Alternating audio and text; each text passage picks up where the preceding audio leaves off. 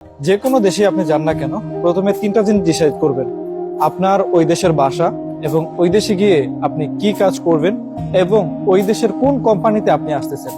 দেখেন, যারা বিদেশে আসতে চান, আমি একজন প্রবাসী হিসাবে তাদেরকে তিনটা আইডিয়া দিই।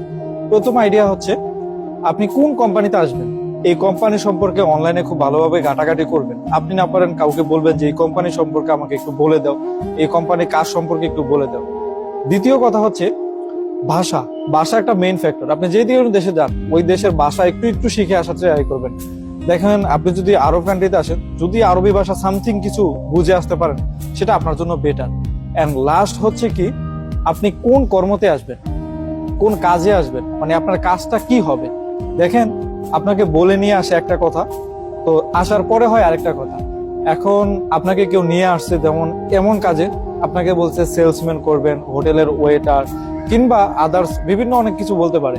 এন্ড আসার পরে আপনাকে দিল ক্লিনার, কিংবা যেই কাজ বলে সেই কাজ তো আপনি পান না।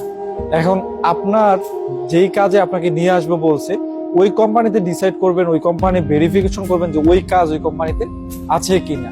তারপরে আপনি বিদেশের উদ্দেশ্যে প্রথমে রওনা দিবেন। যারা নতুন আসতেছেন তাদের জন্য আজকের এই ভিডিওটা, এবং আমি চেষ্টা করব আরো গুরুত্বপূর্ণ তথ্য দিয়ে আপনাদেরকে সহযোগিতা করার জন্য। ধন্যবাদ।